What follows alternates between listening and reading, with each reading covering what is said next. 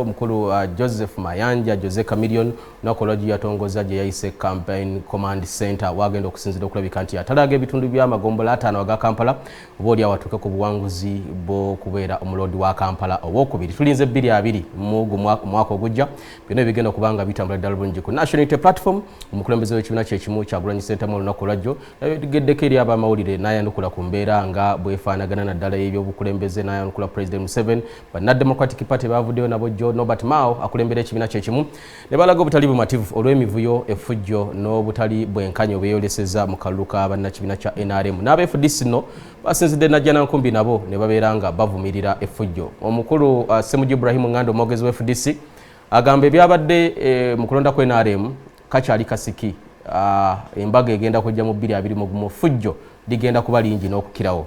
Bino nno twagala biteeka mu kifaananyi kinene okulonda ku NRM n'ebirala nkulaakulana Uganda n'ebirala tugenda kukwatibwako bannaffe abagenyi bagenda kuba batwegattako wano munamawulire Andrew Mujuni Mwenda mukulembeze bakulira olupapula luyitibwa The Independent Magazine tugenda kuba tumwegattako buterevu okusinziira wonna waali ne munnaffe Elijah ali naye and of course okuva mu kibiina kya National Unity Platform tusuubira omukulu Alex Waiswa Mufumbiro agenda kubanga atwegattako naye wano tubenga tukubaganya ebirowoozo ku nsonga nnyinyo.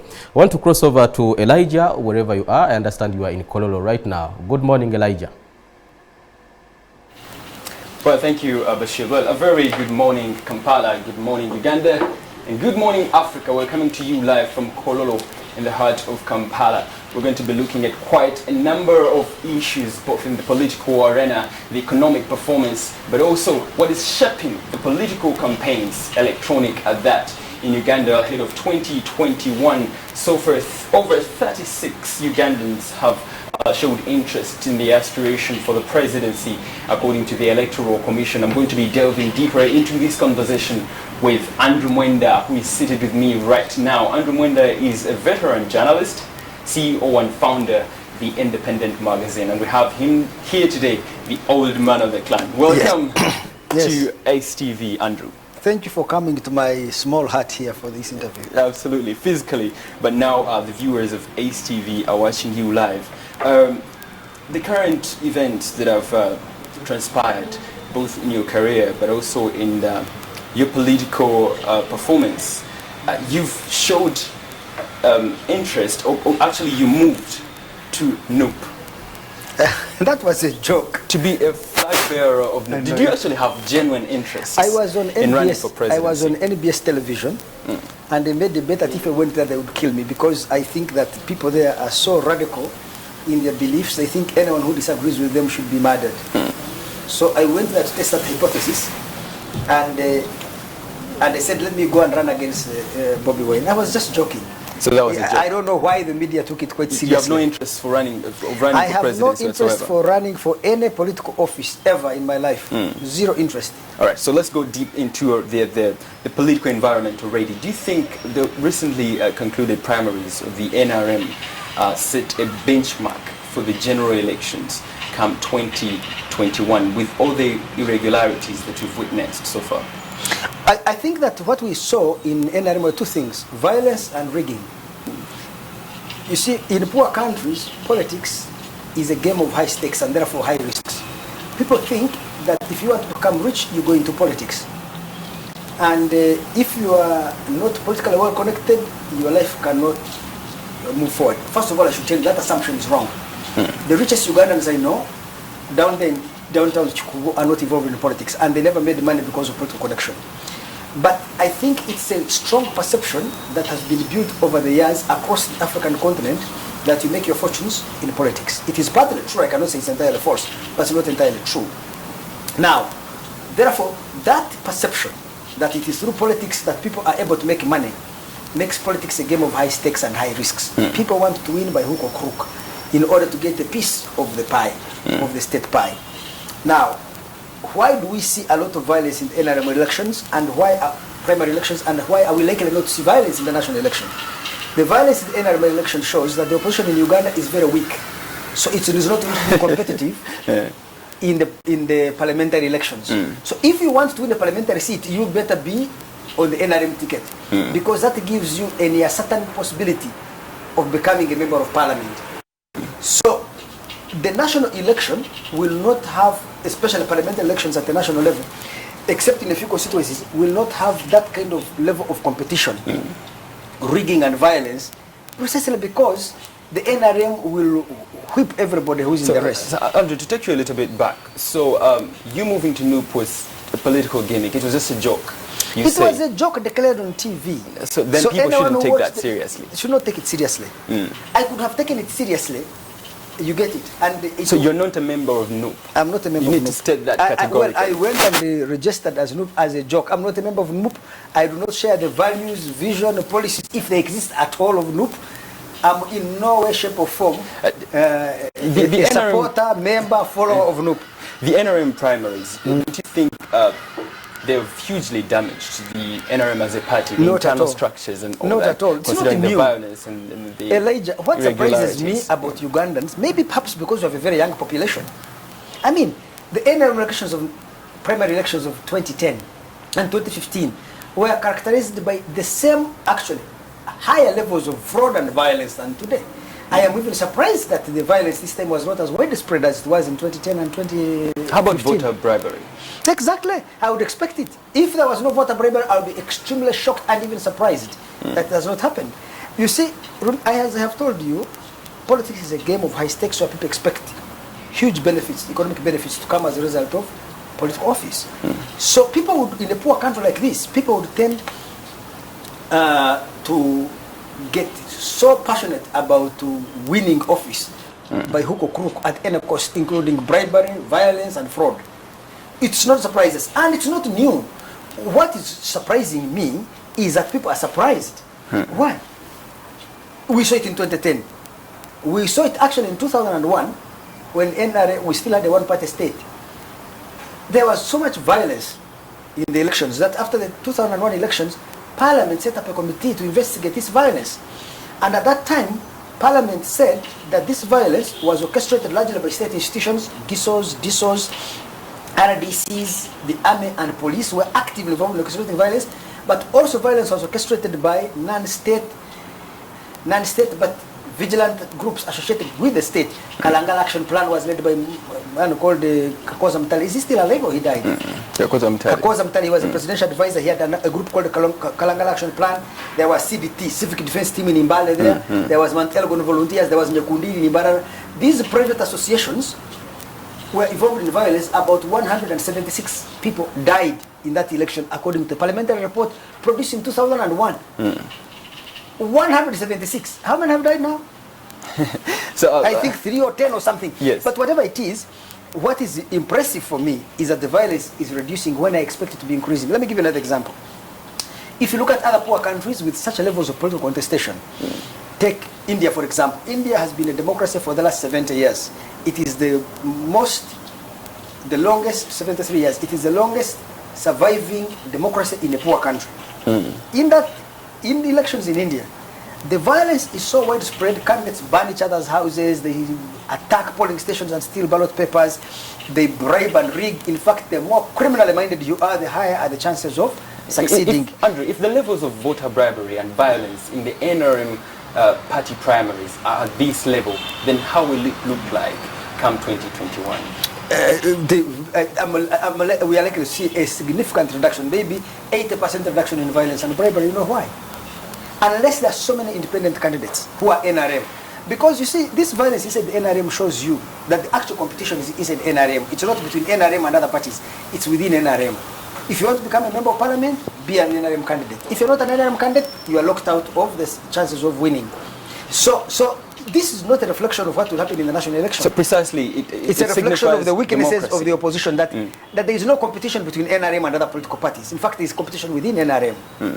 Okay, thank you very much. Now let's move on to a different subject, but still in fact, political. let me even add that the future of politics in Uganda, for us to have a real competitive election, we need either a break inside NRM, or for that matter, NRM has shown us that you don't need to have multiple parties to have intense competition, because intra-party competition in NRM is so intense.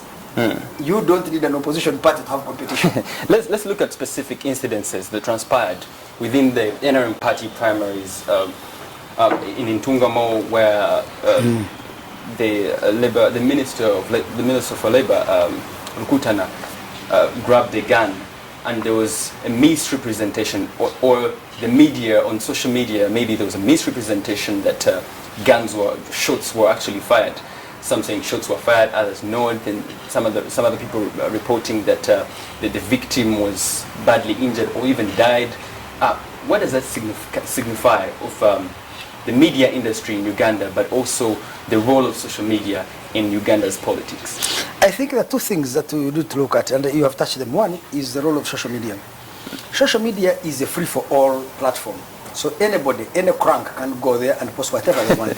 So the possibility of fake news, distortion, manipulation... Not any crank. Mainstream media has reported exactly the same news. I'm going to come to mainstream media. So social media is an open platform where every crank, every scumbag, every scoundrel, every liar, every manipulator, every subterfuge can go and do whatever they want. In fact, people who have been involved in democracy for a long period of time need to think about the effect of social media on democracy, because the first time the world had a democracy, which was in Athens in the 4th century BC, they had open democracy where every citizen could come into the city of Athens and participate in a public debate. So voting was by every citizen. It was direct democracy. It led to anarchy. I hope that social media does not push Western democracies and these emerging democracies of Africa into anarchy. So that is, we should be fair. The other one is traditional media. Traditional media were always restrained because they had gatekeepers, editors. And beyond those editors, they also had values and norms and principles. Like, you must be truthful and accurate. You must be fair and balanced. You must provide context and a complete picture of what happened. You must be skeptical about information you get, so that you verify it first before you go ahead with it. But now, mainstream media have to compete with social media for attention. And therefore, journalists rush to conclusions following social media in order also to remain relevant. So traditional media itself has been grossly adulterated by social media. Now, I personally think that there has been a failure of journalism, because some journalists and media houses need to take always a reflective view. If they believe that their role is not simply making money in the market, but their role is also to inform society in a manner that promotes the truth, which is what we study in journalism school, truthful and accuracy. Because first, there was no gun fired on that event, not a single gun. But the media, even mainstream media, were reporting that somebody was shot. At one time, there was an FDC person who posted that the person who had been shot had died. Assuming this person has relatives here in Kampala, you are an FDC person, is your colleague. You are saying he's dead. Assuming the mother reads it on your social media and gets a heart attack and also dies. Some of the people in Uganda here are so irresponsible because they don't not calculate the effect of the actions. Imagine it was an FDC man who was beaten. You are an FDC activist trying to score political points, but you are so callous, so crass, that you even are willing to risk the hearts and feelings of the relatives of your own person in order to hit at NRM. These FDC people, the extremists, think that you can use human beings as cannon fodder. Honestly, I find it inhuman to announce somebody dead when they are not dead, because it's not. Yes, you want to score a political point against Museveni. So are you trying why to say hurt that the family of this person? Because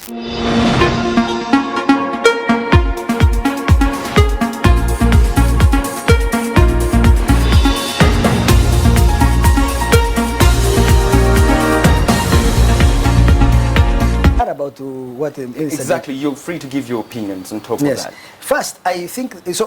I first want us to, before we go into the condemnation, which everybody has done, which I have done on my own social media, condemning Utana. We must establish facts. You see, if you grapple a girl, it's a very bad thing you have done. But we should not accuse you of having grappled her. You get what I'm saying? Yeah, I do.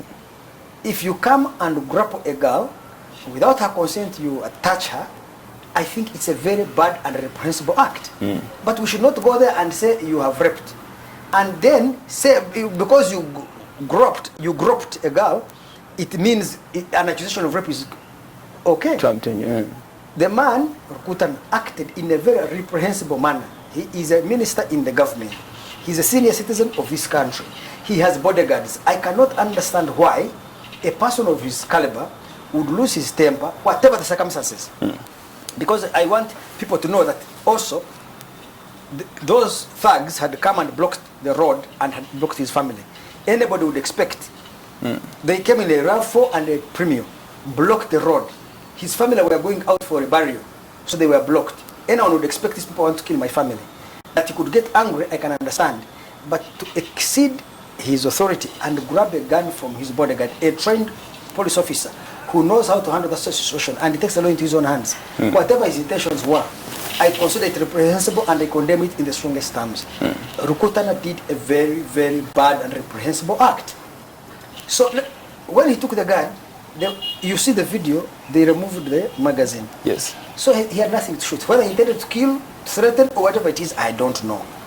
Because intentions matter in cases like this. If you intended to kill, it's attempted murder. If you intended to threaten, it could be self-defense. Even if, by the way, if he shot somebody because they were blocking his family, he could argue self-defense. Advising you don't attack people because they will kill you, and then they argue self-defense, and they will be right. If you come and attack me here, I pull out my stick, I hit your head, and you die, please. I'm defending myself in my own house. Oh, yes. So anyway, the point I'm making is this. What Rukutana did was reprehensible, but we don't need to lie for us to demonstrate how reprehensible it was. We should argue that the man grabbed a gun, didn't shoot anybody, didn't beat anybody. Those cracks you see on the cars were stones, because when he was there, a group of thugs who were opposed to him came running to attack him. His own supporters on the nearby trading center saw the chaos and also came on his side.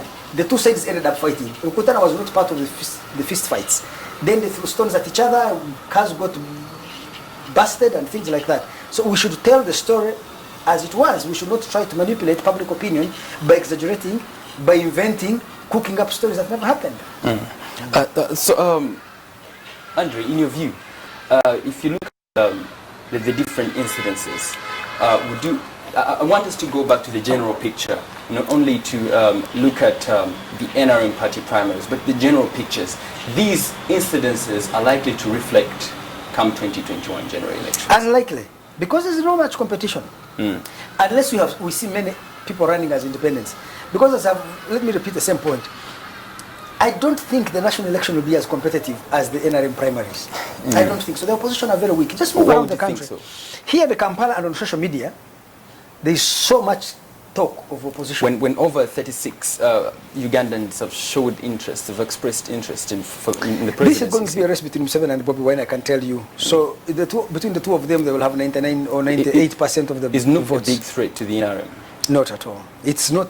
Before it's not you've described them as radicals, violent-oriented people, and then you join them. What we should describe as a joke. Join, I was joking. But then why would you I cannot join such a radical extremist cult like NUP. Let me put it this way. First of all, I want to say, when I went to NUP and interacted with those people there, I was actually impressed. I found young ladies there and other people who are moderate. So they were able to change my mind that not all NUP members are radical extremists, intolerant of dissent. Because the young boys there who threatened me when I went there, their own colleagues said no. If he has come to join, he's free to join. If he wants speak forms to run, he's free. We must respect his rights. And they were not a small group, they were a large group, especially young ladies. And they defended my right. So I left NUP with an improved version that actually NUP as an organization generally may not be a radical extremist cult, but a radical extremist group within it dominates social media and spreads a bad name. Let me give you an example of NRM elections. We have about 465 parliamentary constituencies. They could be reaching 500 because they have added new districts and new constituencies. So let me say close to 500. Violence took place in how many constituencies? 10? Around 10, 15, 20. So you know that 10 would be 10% is 50, right? So but 5 is 1%. So if so it would be 2%. There were no irregularities elsewhere. No, but what I'm saying, therefore, is even within NRM, where everybody is saying there is so much violence, you realize that the violence may have taken place in 2% or 3% of the constituencies, but we think all NRM are hooligans. So I've been arguing with my friends on social media from NUP and from Defiance, People Power and Defiance, that If you accuse me of labeling all of you hooligans, you are doing the same to NRM. You're saying NRM is a part of hooligans. But this violence may not have taken place even in 20 constituencies. And 20 constituencies is only about 4%. Is on about 4% of the constituencies where NRM has been contesting. Yes. So in a general picture, you said come 2021, the general elections won't be as competitive as the NRM primaries. No. When over 36 people are let me put that qualifier, unless actually have not been nominated but have shown interest. Those Isn't that competition enough? The competition is not does not reflect. You can have two people in a race which is highly competitive, like in the last election in America where Trump ran against Hillary. It was a highly competitive election, very close. But you can have a race where there are 30 candidates, where one candidate gets 90% of the vote. In this case, Museveni is likely to get a cool 70% of the vote. The registration of NUP caught many in the NRM off guard. I don't think so. That's known. That's all over social media that caught them off guard. Yeah, but and it caused quite a number of changes. You don't trust it, you sieve, but there's no smoke without fire. I don't think NRM was surprised by NUP. NUP was already a registered party, they just changed the name. Bobi Wine went and bought a party from someone. So the party already existed. All that the Electoral Commission did is not to register a new party. It was just to amend the name of an old party. Then, when you joined NUP, many looked at you as a blue-eyed boy of the Muzei, YK7. Yeah, but and you had gone to distract NUP. But that was that the intention? That is the pettiness and superficiality of Ugandan elites. I am not a supporter of Museveni. In fact, I consider myself a critique of Museveni. I respect him as our president and I deal with him on that basis, but I am a critique of Museveni. I don't think that Museveni offers Uganda, maybe he has a great part. He has achieved many things in his part. I don't think Museveni represents any good future of Uganda. He is old, he's tired, and I think even his ideas are outdated. The more I look at what is happening in Uganda, the more I realize that there is such a desperate need for change. The difference between me and many other people who desire change in Uganda is that I'm not looking for any change. I'm looking for a change that is better than that, a group of people who can offer an alternative that is superior to what Museveni is offering. Right now, I haven't seen a group that offers anything close. If Museveni is at the... Not even Bobi Wine. Bobi Wine offers nothing. I can say Muntu offers an alternative, but in terms of values, not in terms of policies. I don't know what his policies are, what he stands for, but I admire Muntu because of his values. Personally, I believe that values are primary. I can support you because of your values, even though your policies may be wrong. A person of good values is a good person. Museveni lost his values long ago. Muntu has very deep values. Bobi Wine, What values, to be specific? You see, Muntu believes that the change in Uganda will come slow and incremental, and it will come from bottom up.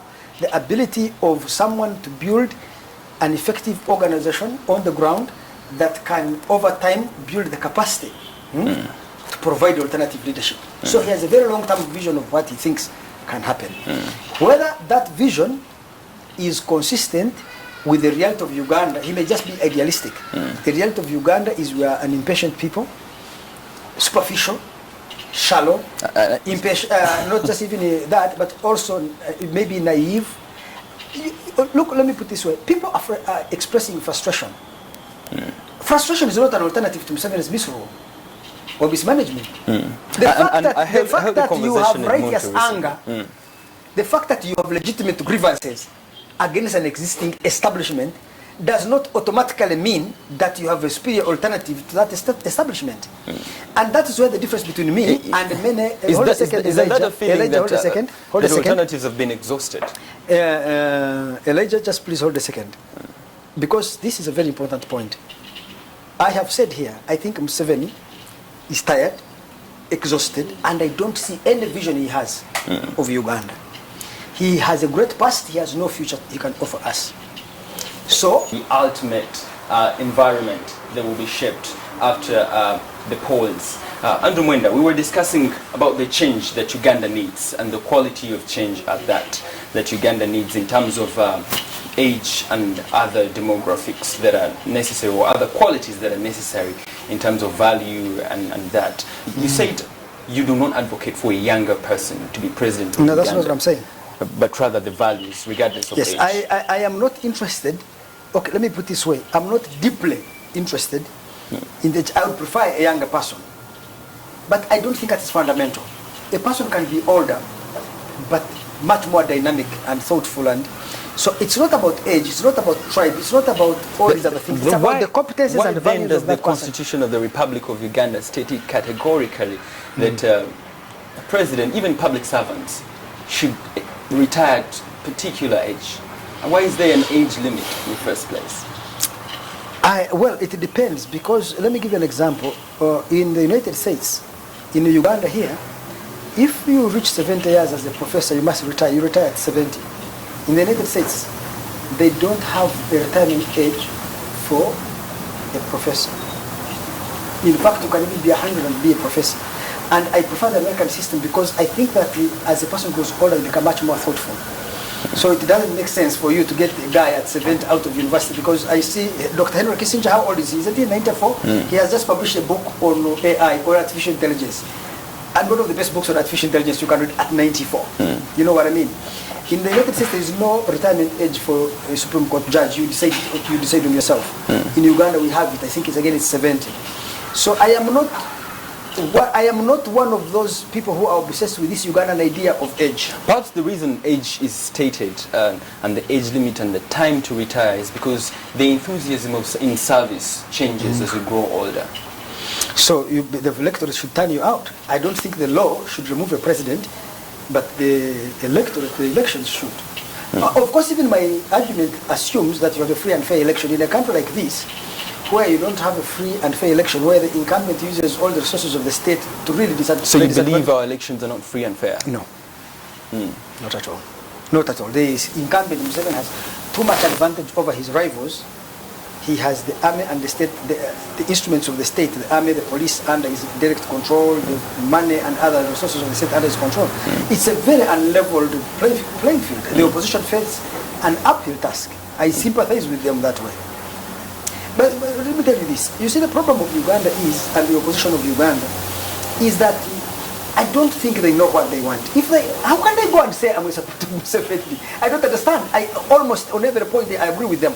But I have found deeper disagreements with them on area behavior to their emptiness, lack of a clear alternative to Museveni. You may not have a lot of support, but there must be a vision of Uganda that you have that you can articulate. Can I tell you, it pains me to say this. Museveni still offers a better policy alternative to these opponents of his. You get, Muntu offers Uganda better values than Museveni. But I have not seen a policy alternative that he offers. Museveni still has better, the government can only reflect its social base. Actions and policies of government reflect its social base. You ask who forms the social base of People Power, Defiance, all these other parties.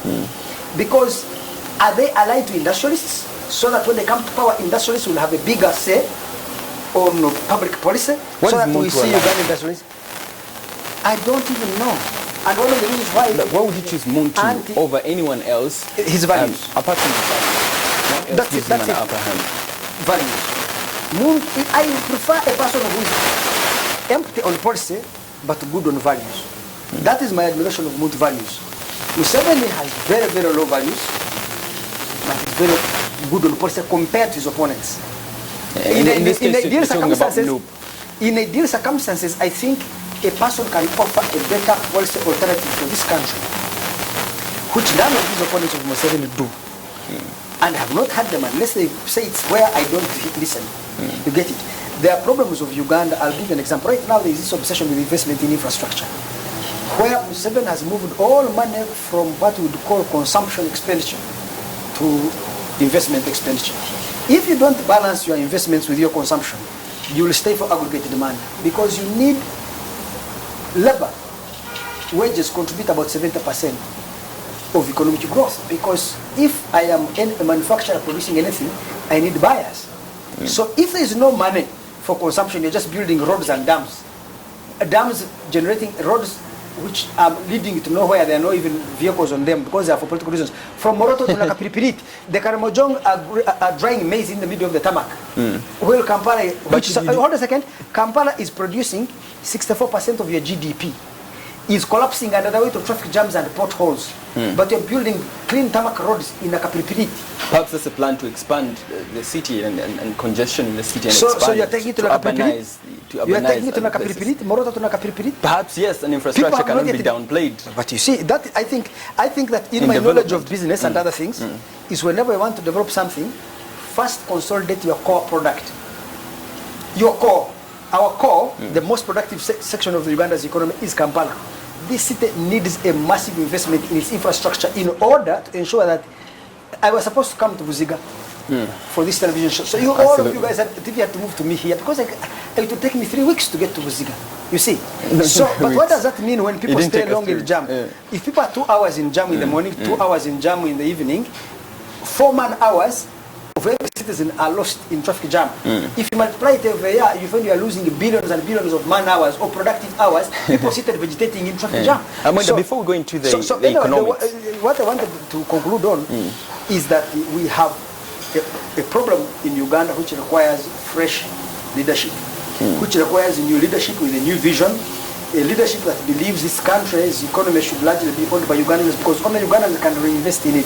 Museveni had this economy with multinational capital who make money every day and ship it out of the country. That is why you have rapid economic growth without significant qualitative improvement in the lives of people because money that should be reinvested in this country always goes out in the form of dividends and profits and smuggling by multinational corporations. Before we move into the economics, Andrew, I wanted us to look at NUP.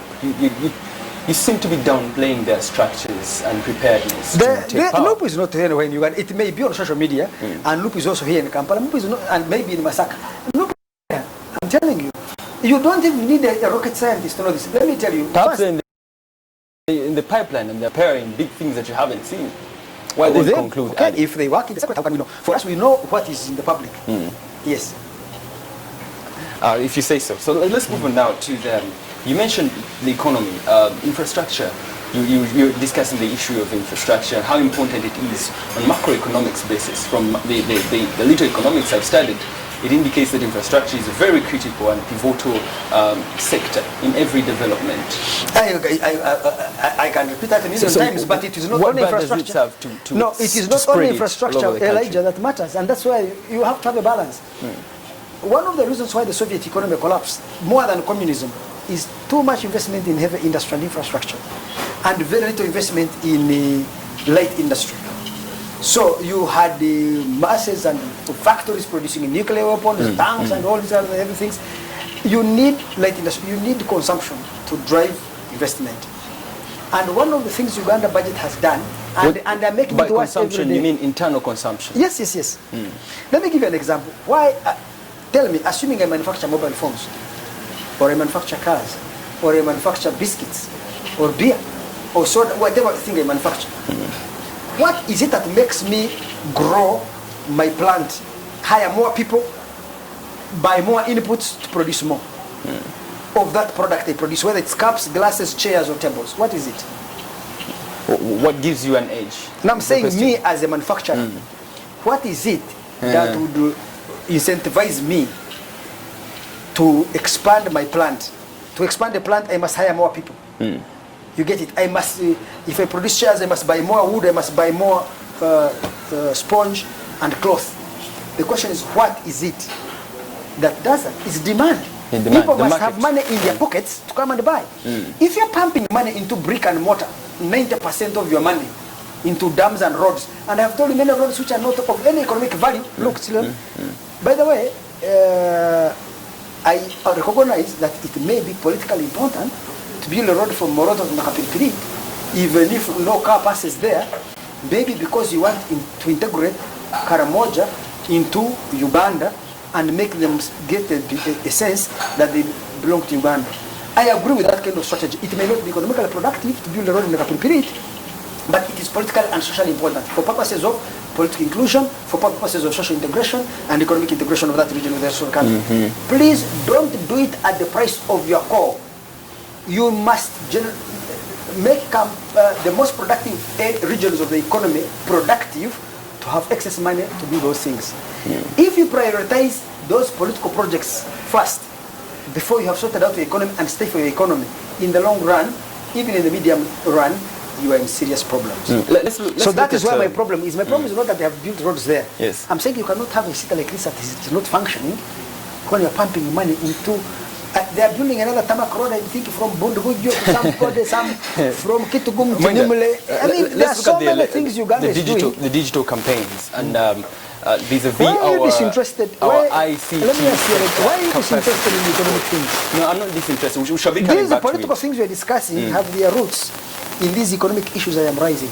Absolutely, I entirely All agree these with political quarrels you see emanate from these failures of the economy. You have multitudes of young people here in Kampala, Yes. unemployed, And Andrew, my question is... and angry, and throwing stones. You get it? And we need to find a solution for those young people, because in their frustration, it does not matter to them, given that they are frustrated, who the president of Uganda is. They just want to see a change. Of course, there was change in Mali. You see, it led to a coup. There has been a change in many countries in Africa leading to violence. And for me, as an old person, I am very conscious of that. That we need to release the pressure of the power keg. I don't want Museveni to leave because he has to leave. I want him to leave when there is a viable and superior alternative to him. Right now, there is only one alternative. It's not in the policy, it's in the values. The rest of